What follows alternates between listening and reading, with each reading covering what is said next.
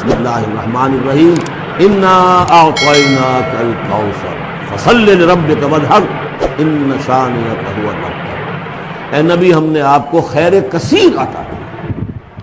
اس خیر کثیر میں یہ تو یہ کہ حوض کوثر وہ بھی اسی میں شامل ہے، لیکن یہ کہ اس پر آپ کو 25-30 قول مل جائیں گے۔ قرآن سب سے بڑا خیر کثیر ہے، بہت بڑا خیر کثیر۔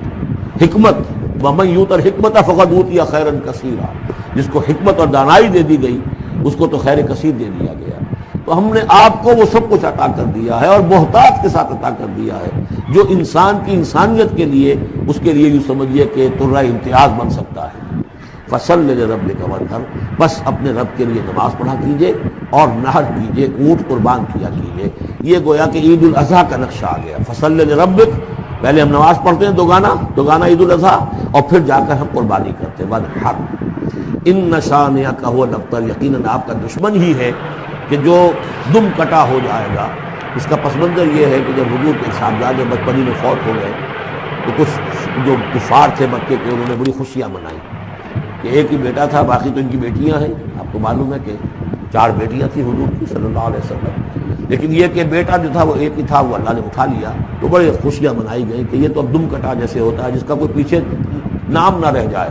بیٹیوں سے تو نام چلتا نہیں، نام تو چلتا بیٹوں سے، تو اب ان کا تو کوئی تذکرہ ہی نہیں رہے گا، کوئی بات نہیں، جب تک یہ ہیں آگے کوئی نام لینے والا نہیں۔ تو فرمایا کہ نہیں، ان کو تو کروڑوں بیٹے اللہ عطا کرے گا، کروڑوں اربوں بیٹے عطا کرے گا۔ ہاں اے نبی، آپ کا دشمن ضرور ہے کہ جس کا نام لیوا کوئی نہیں ہے۔ پابندی، اس کے قوانین، قواعد و ضوابط کا پورا لحاظ رکھتے ہوئے یہ ہے فصل لربک، اپنے رب کے لیے نماز پڑھیے، وانحر، اور اونٹ جو ہے نحر کیجئے، اللہ کی راہ میں قربانی کرتے رہیے۔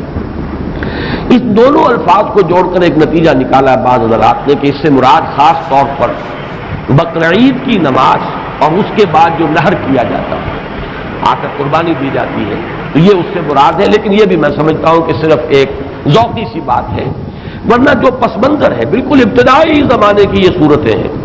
اس وقت نہ بقرعید تھی، البتہ یہ چیزیں موجود تھیں، نماز آپ کو دے دی گئی اسی وقت، اور ظاہر بات ہے کہ جب تک آپ مکے میں رہے یقیناً آپ ہر سال حج کرتے رہے۔ کیسے ممکن ہے کہ آپ حج نہ کرتے؟ جب اسی کعبے کا طواف کر رہے تھے جس میں 360 بت تھے، وہیں کھڑے ہو کر نماز پڑھتے تھے اور سجدہ کرتے تھے جہاں دائیں بائیں بت رکھے تھے، تو حج کے معاملے میں تو ایسی کوئی شے تھی بھی نہیں۔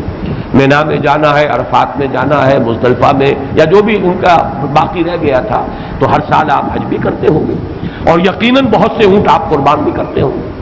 آپ نے حجۃ الوداع میں 100 اونٹ نحر کیے، جن میں سے 63 اپنے دست مبارک سے نحر فرمایا، اور بقیہ 37 حضرت علی نے آپ کی طرف سے کی، 100 اونٹ۔ تو اس سے اندازہ کیجئے کہ جو ابتدائی دور ہے، یہ صورتیں جب نازل ہو رہی ہیں، اس وقت حضور کی جو ہے مالی حالت بھی بہت اچھی تھی۔ حضرت خدیجہ متمول ترین خاتون عرب کی، وہ آپ کے حوالہ عقد میں تھی، اس اعتبار سے یقیناً اس وقت بھی آپ نحر کرتے ہوں گے۔ اور نحر جیسا کہ میں بیان کر چکا ہوں، اس دور میں غریبوں کو کھانا کھلانا، گوشت کا بانٹ دینا، وہ یہ در حقیقت ان کے ہاں سخاوت کا سب سے بڑا مظہر تھا۔ فصل لربک وانحر، تو اے نبی آپ کو شکرانے میں وہ سارا خیر کثیر جو آپ کو عطا ہوا ہے، اسی لیے دیکھیے وہ نماز تہجد جب آپ پڑھتے تھے اور اتنی طویل رکعتیں پڑھتے تھے کہ آپ کے پاؤں متورم ہو جاتے تھے، تو لوگوں نے کہا حضور آپ اپنے اوپر اتنا تشدد کیوں کر رہے ہیں؟ آپ کے تو اول تو کوئی گناہ ہے نہیں، کوئی آپ کے مقام کے اعتبار سے اگر کسی شے کو کہا جائے کہ کوئی فروگزاشت ہے تو اللہ تعالیٰ اس کی بھی معافی کا اعلان کر چکا، تو پھر آپ کیوں مشقت جھیل رہے ہیں؟ تو جواب آپ کا کیا تھا؟ افلا اکون عبدا شکورا، تو کیا میں اپنے رب کا ایک شکر گزار بندہ نہ بنوں؟ میری یہ نماز شکرانے کی نماز ہے، میں اپنے رب کا شکر ادا کر رہا ہوں، اس نے جو مجھے خیر کثیر عطا فرمایا۔ اب جس درجے کا وہ خیر کثیر ہے اسی درجے کا شکر مجھے اپنی امکانی حد تک ادا کرنا ہے۔ تو فصل لربک وانحر یہاں شکرانے کے طور پر ہے، انا اعطیناک الکوثر فصل لربک وانحر ان شانئک هو الابتر، یقیناً جو آپ کا دشمن ہے وہی ابتر ہے۔ اس ابتر کے لفظ کی مجھے وضاحت کرنی ہوگی۔ شنا، شین، نون اور حمزہ آتا دشمنی کے لیے۔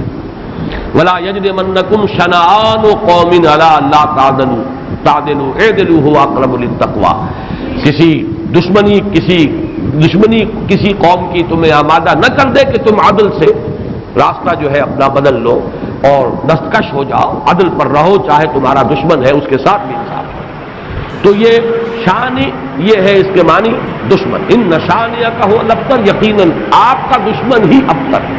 ابتر کے معنی کیا ہے؟ با تا را کا مادہ آتا ہے بطر، کسی شے سے کٹ جانا۔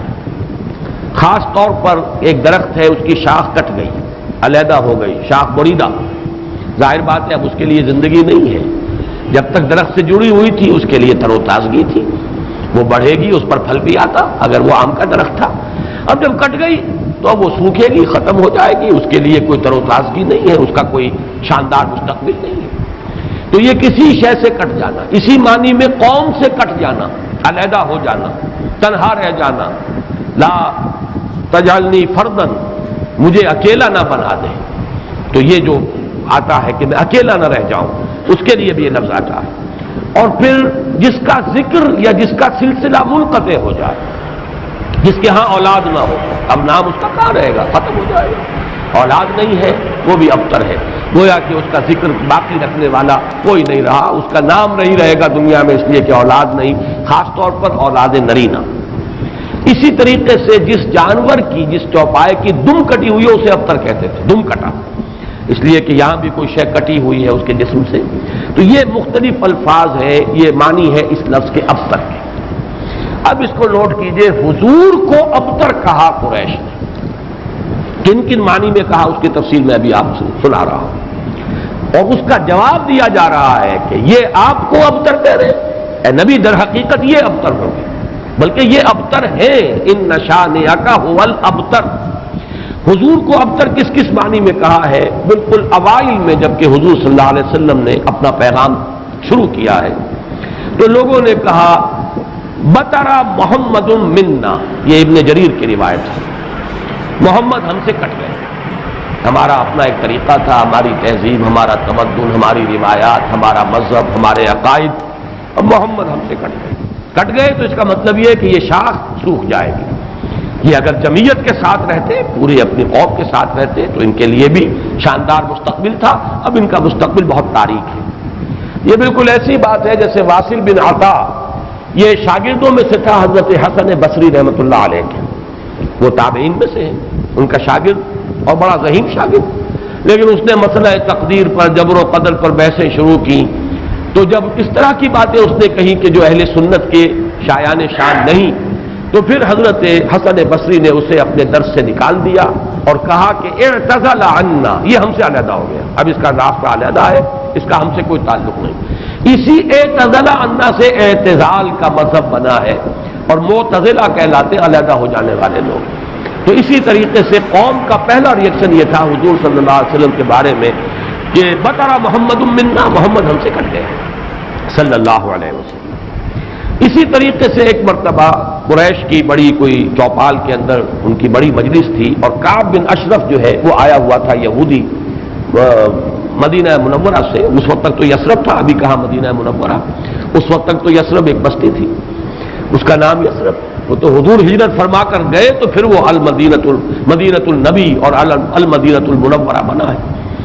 تو وہاں لوگوں نے کہا، حضور کا ذکر کیا، اس نے پوچھا ہوگا کہ سنا ہے آپ کے ہاں کوئی ہے جس نے نبوت کا دعویٰ کیا ہے، تو الفاظ نقل کیے ہیں بزار نے حضرت ابن عباس رضی اللہ تعالی عنہما سے، الا تری الی ھذا الصبی المنبتق، دیکھتے نہیں ذرا تم، الا تری، یہ وہی ارایت الذی، یہ ان کے ہاں تعجب کی بات ہوتی تھی، ذرا دیکھو تو، تعجب بھی تحقیر بھی، یہ ہمارا ایک بچہ ہے۔ اب دیکھیے بچہ کہہ رہے ہیں، حضور اس وقت 42-43 سال کے ہوں گے، لیکن ان اندازے حقارت ہے، یہ تحقیر۔ پھر یہ کہ یہ لوگ ہوں گے 60 65 70 کے، یہ بڑے چودھری بیٹھے ہوئے، تو ان کے لیے تو وہ نوجوانی کی جو عمر ہے وہ 42-43 سال، وہ بھی گویا کہ بچہ ہونے کی بات ہے۔ الا تری الی ھذا الصبی المنبتر من قومہ، جو کٹ گئے اپنی قوم سے، یزعم انہ خیر منا، اور سمجھتا یہ کہ یہ ہم سے بہتر ہے، اس کا دین ہمارے دین سے بہتر، اس کا عقیدہ توحید ہمارے عقیدہ شرک سے بہتر، وَنَحْنُ أَهْلُ الْحَجِيجِ وَأَهْلُ الصَّدَانَةِ وَأَهْلُ السِّقَايَةِ، حالانکہ ہم حاجیوں کا بندوبست کرنے والی قوم ہیں، ان کی میزبانی کرتے ہیں، انہیں پانی پلاتے ہیں، یہ جب الفاظ میں پڑھ رہا تھا آج تو مجھے وہ آیت یاد آئی سورہ توبہ کی، اجعلتم سقایۃ الحاج وعمارۃ المسجد الحرام کمن آمن باللہ والیوم الآخر وجاہد فی سبیل اللہ، اللہ پر ایمان لانا، یوم آخر پر ایمان لانا اور جہاد کرنا، یہ ہے اصل اعمال۔ یہ حاجیوں کی کوئی خدمت کر لی، پانی پلا لیا، تم نے اس کو بڑی اونچی نیکی سمجھا ہوا ہے۔ تو یہ بھی منبتر اس شخص کو کہیں گے جو کٹ گیا اپنی قوم سے۔ سب سے زیادہ تلخ انداز میں جو بات کہی گئی حضور کے بارے میں، اور ابتر کا لفظ آپ کے بارے میں استعمال ہوا، اور یہ سمجھیے کہ یہ بھی دنات اور پستی کی انتہا تھی۔ حضور کے دوسرے صاحبزادے حضرت عبداللہ کا جب انتقال ہوا، یہ ذرا نافلہ تعلق کے درجے میں نوٹ کر لیجئے کہ حضور کی صاحبزادیاں اور آپ کو 2 بیٹے، 4 بیٹیاں اللہ نے حضرت خدیجہ کے بطن سے عطا فرمائیں۔ آپ کی کسی اور زوجہ سے اولاد نہیں ہوئی، صرف ایک کنیز ماریہ قبطیہ کے بطن سے حضرت ابراہیم، اور وہ مدنی دور کا آخری زمانہ ہے جبکہ آپ کو وہ اللہ نے بیٹا عطا فرمایا، وہ بھی کم سنی ہی کے اندر فوت ہو گئے حضرت ابراہیم۔ تو یہ جو ترتیب ہے حضور کی اولاد میں، سب سے بڑے تھے قاسم، اسی لیے ابو القاسم آپ کی کنیت ہے۔ اس کے بعد حضرت زینب، اس کے بعد عبداللہ، حضرت عبداللہ حضور کے دوسرے بیٹے، اور پھر 3 بیٹیاں ام کلثوم اور فاطمہ اور رقیہ رضی اللہ تعالی عنہم وعنہن، ان سب سے اللہ تعالی راضی ہو۔ یہ آپ کی اولاد ہے۔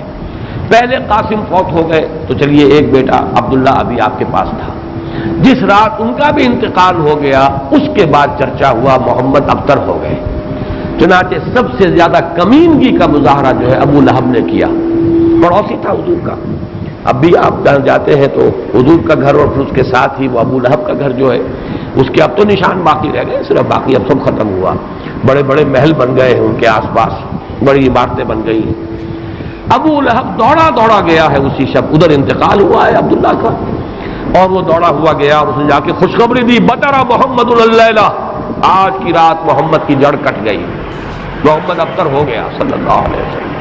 وہ یا کہ خوشخبری دے رہا، یہ دنات اور پستی کی انتہا ہے۔ اس کو نوٹ کر لیجئے کہ اب آگے چل کر سورۃ اللہب اب دور نہیں رہی ہے، شاید اگلے ہی درس میں ہم 3 صورتیں پڑھیں گے، سورہ کافرون، سورہ لہب اور سورۃ النصر۔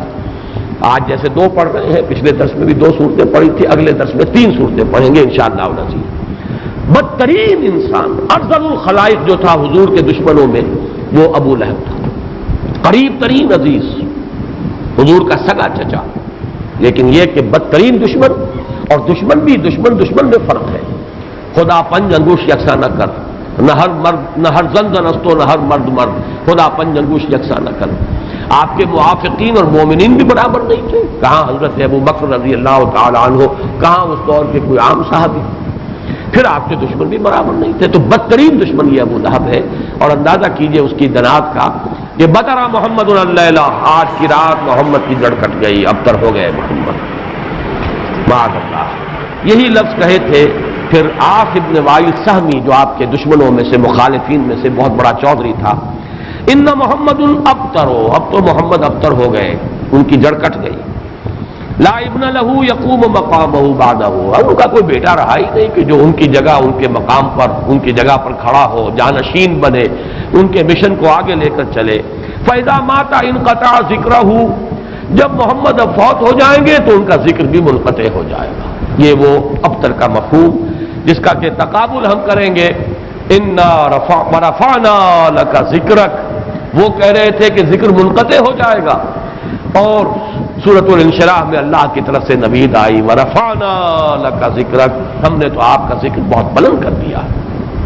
تو یہ ہے اِنَّ شَانِئَكَ هُوَ الْأَبْتَرُ، اے نبی آپ ابتر نہیں ہوں گے، آپ کو تو ہم نے خیر کثیر عطا فرمایا، آپ کا ذکر بلند کیا، آپ کی مانوی اولاد، آپ کی امت، کتنے بڑے بڑے اولیاء اللہ، صوفیاء، اہل اللہ، اتقیاء، صلحاء، مجددین، علماء، جن کے بارے میں علماء امتی کا انبیاء بنی اسرائیل، وہ سب آپ کی مانوی اولاد۔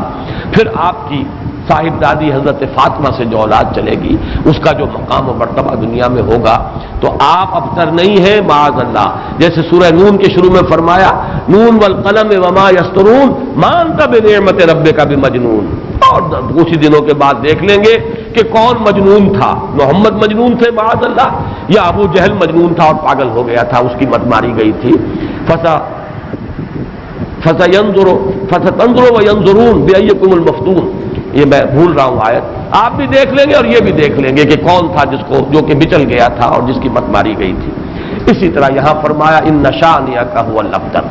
درس تو مکمل ہوا، اب ذرا بعض ضمیمیں ہیں ان کا چونکہ آئندہ کے درس سے بھی تعلق ہے، اور جیسے میں نے مولانا فراہی رحمۃ اللہ علیہ کے بارے میں اپنے پچھلے درس میں کچھ عرض کیا تھا کہ اگرچہ ان کا بہت اونچا مقام ہے میری نگاہ میں، لیکن وہ سائنٹیفک ریشنلزم سر سید کی صحبت کی وجہ سے اور ان کے زیر اثر آنے کی وجہ سے کسی نہ کسی درجے میں متاثر ہو گئے تھے، جو سورہ فیل میں انہوں نے تمام جو مفسرین اور تمام معصور جو تفسیر ہے اس کو چھوڑ کر ایک علیحدہ رائے اختیار کی۔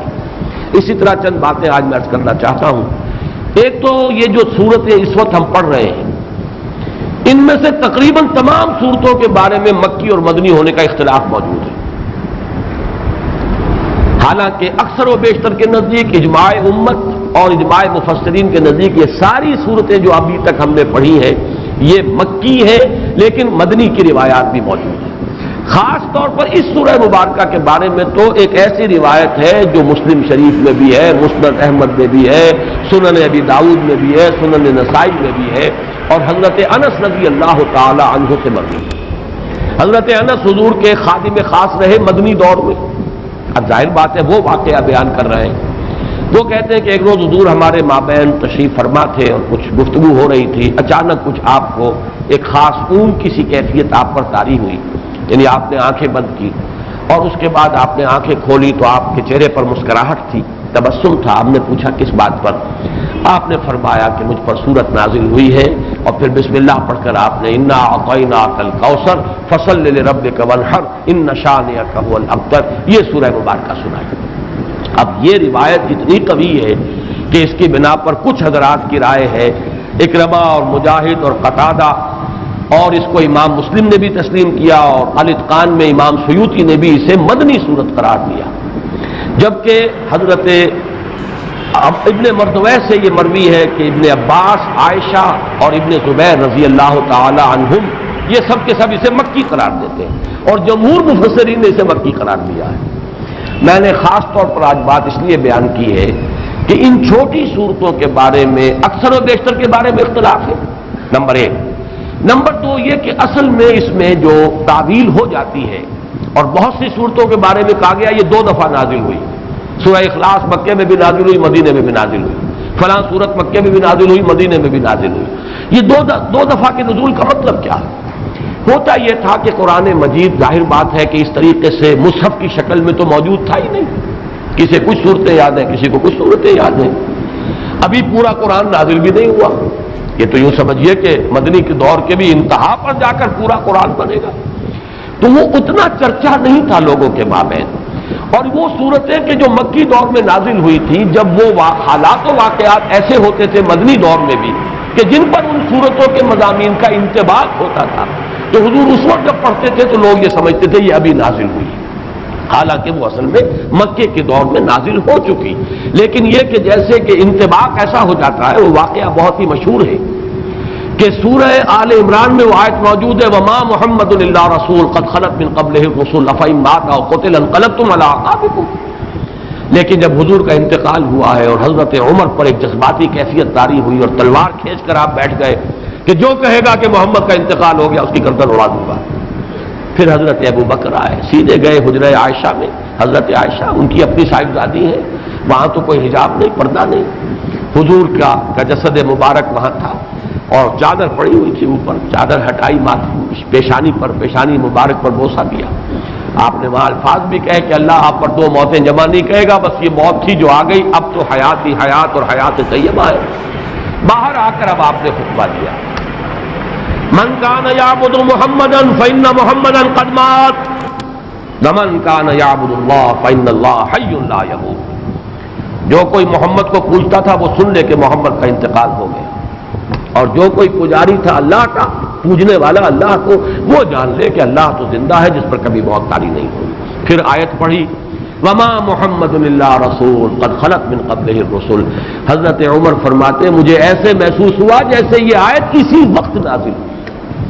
یہ جو کیفیت ہوتی ہے کہ آیات کا جب مضامین کے اعتبار سے انطباق ہوتا تھا مدنی دور کے مختلف واقعات پر، تو صحابہ یہ سمجھ لیتے تھے بعد کہ شاید یہ صورت ابھی نازل ہوئی ہے، حالانکہ وہ صورت مکی دور کی نازل شدہ صورتوں میں سے۔ یہ میں نے خاص طور پر آج یہ ضمیمہ اپنے درس کا اس لیے بیان کر دیا ہے کہ اگلے درس میں ایک بڑی اہم بحث آئے گی سورۃ النصر کے زمانہ نزول کے بارے میں۔ میری رائے چونکہ اس کے بارے میں نے کافی غور و خوض کیا ہے، اور جس رائے پر میرا دل ٹھکا ہے وہ عام جو تفاسیر میں رائے ہے اس سے مختلف ہے، اس لیے میں نے یہ پورا مضمون آج تمہیداً بیان کر دیا کہ خود اس سورہ مبارکہ کے بارے میں مسند احمد ابن حنبل، صحیح مسلم اور سنن ابی داؤد اور سنن نسائی کی روایت کے برعکس جمہور مفسرین نے، ان کے نزدیک اس روایت کی روح سے یہ مدنی ہے، لیکن جمہور مفسرین نے اس کو مکی قرار دیا ہے۔ تو گویا کہ اس میں رائے قائم کرنے کا موقع ہے، امکان ہے، اور انسان جو ہے مضمون کی دلالت کے اعتبار سے مضمون کیا ہے صورت کا کوئی نہ کوئی رائے قائم کر سکتا ہے۔ اب دوسری بات میں عرض کر رہا ہوں، آج میں نے تذکرہ کیا تھا اور وہ میں نے جیسے کہ پچھلی مرتبہ عرض کیا تھا، اب یہ مصحف کا درس، قرآن مجید کا درس سے مسلسل اب ختم ہوا چاہتا ہے۔ میں سمجھتا ہوں کہ 2 نہیں تو میکسیمم 3 نشستوں میں ہم پہنچ جائیں گے اختتام تک مسحف کے۔ تو چند باتیں میں اپنے اس درس میں ریکارڈ کرا رہا ہوں تاکہ کچھ پتہ نہیں دوبارہ پھر یہ کہیں درس جو ہے شروع ہو تو زندگی میں کتنی مہلت ملے، کہاں تک میں پہنچ پاؤں۔ تو چند باتیں جو ہیں وہ افادہ عام کے لیے میں چاہتا ہوں کہ ابھی وہ نوٹ ہو جائیں، رجسٹرڈ ہو جائیں اور وہ ریکارڈ ہو جائیں۔